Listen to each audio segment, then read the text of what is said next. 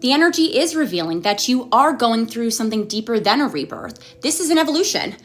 And I want to, call out, in part 1, I talked about the phoenix qualities to this bird and also the dinosaur dragon qualities, but its eye highly looks like a eye of a thunderbird. And a thunderbird is a mythological creature in Native American mythology. And it is known for being able to bring really strong storms and bring a really radical change, because it's sort of like the messenger or a divine bringer of truth.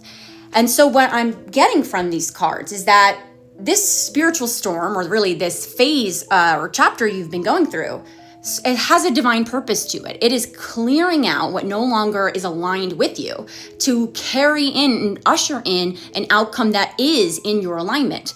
And yes, we know that this outcome is not what you necessarily expected.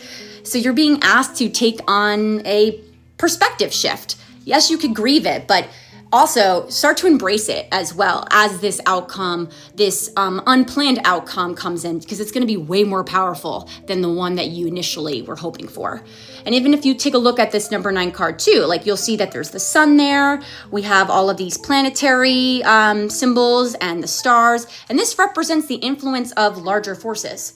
This is something that your soul agreed to before you came down and incarnated in this body. This is actually something that is soul aligned with you, even if it doesn't feel like that.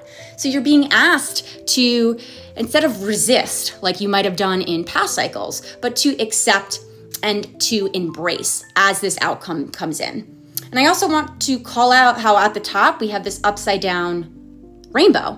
And if you're familiar with the story of Genesis in the Bible, the rainbow represents a symbol of God's covenant to humanity. And the fact that it is placed here, what I'm getting from it is that this outcome that is coming into your life, although it might not be what you thought you were going to get, it is actually something that is divinely aligned with your soul. So trust the outcome, because it, even though it is different than what you might have initially expected, it is something that is more meaningful. And you're being encouraged to embrace clearly that this had to end, or that outcome that you wanted couldn't happen, because you needed to bring in this new timeline that is much more aligned with, your purpose. And we're not, like, the energy is not suggesting that, the goal that you have worked towards, or the outcome that you worked towards, was for no reason. Like, what you're getting is a positive outcome. If you look at the 9 of Wands, that color orange that's standing out represents positivity. Let's go to part 3.